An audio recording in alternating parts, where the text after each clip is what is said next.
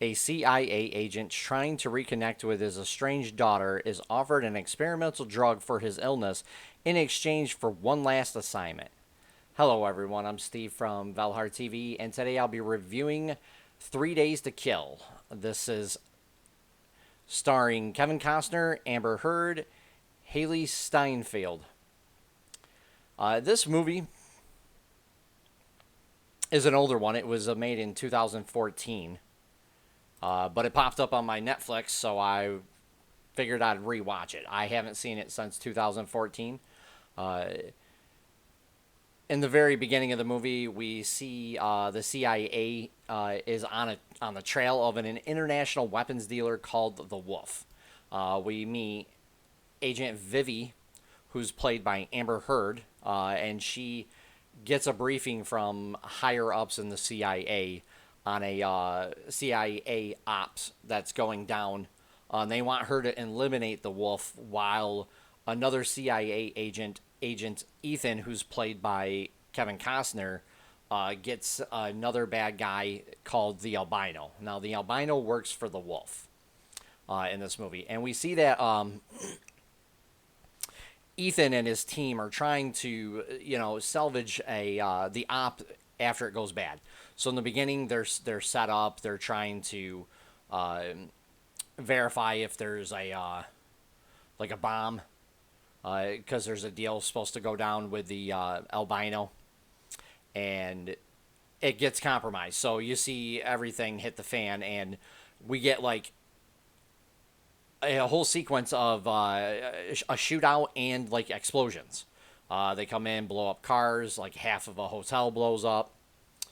So we get to see all this. It's a little over the top, but it really wasn't that bad. So I kind of chuckled at it.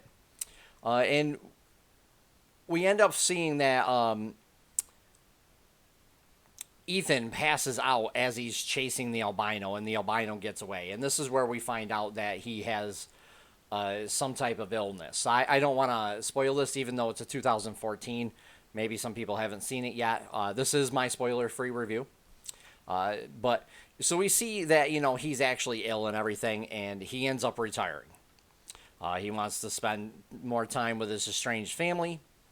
But we see Agent Vivi contact Ethan and recruit him to help find the Wolf. And she's basically a mysterious CIA agent who becomes Ethan's handler, and after he says he'll do one last job, she basically calls him or shows up from time to time to give him more information and to make sure he's on task, as they're trying to find the Wolf. But, in exchange for his help, she's going to end up giving him an experimental drug that may help with his illness. I thought there were parts in this movie that were funny. There's some that were supposed to be funny that didn't really hit the mark. It really stems from we get to see Ethan try to juggle his personal life along with his estranged family and his work life.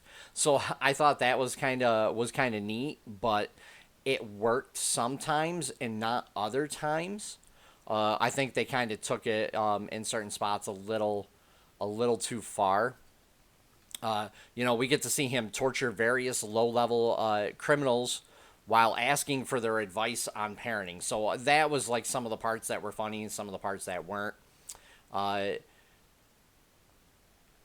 And we also get, as the movie progresses, we find out a little bit more about what's going on. We get to see him, keep trying to reconnect with his estranged family, and we end up getting like a decent ending between Vivi and Ethan while they're on the phone. So, without really getting into huge spoilers, I mean, I don't really want to ruin it for people because some people may want to watch this. I watched it. I thought it was, a decent movie. I liked it personally. I mean, I watched it in 2014 and I liked it. And, overall, I thought it was an okay to good movie in parts of it, but it it was funny in some parts. Again, but it lacked something that would make it a good to really good movie. There was just something missing in it. But like the effects were fine for this movie. We get explosions. We get gunfights. We get shootout scenes that end up being like lots of bodies are left behind, and like destruction. Like rooms, buildings get destroyed basically. Car chases in it. So it was kind of by the books, and some of it was a little cliche. Like the bad guys were cliche.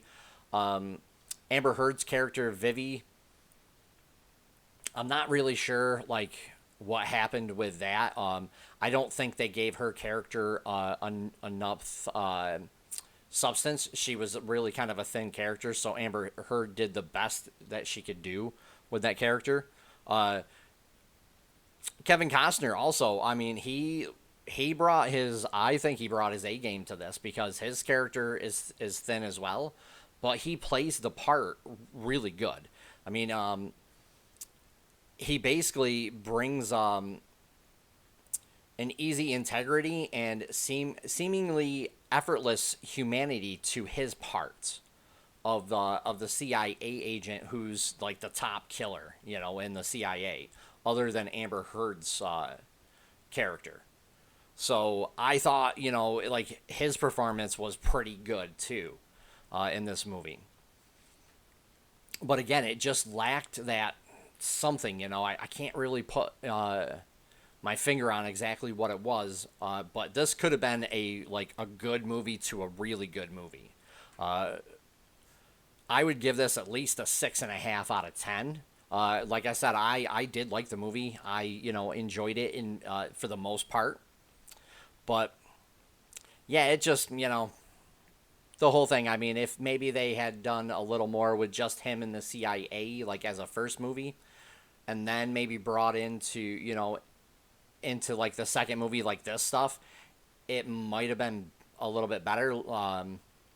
Where he's trying to, it might have been a little bit better for him trying to reconnect with his family and stuff. But I mean, yeah.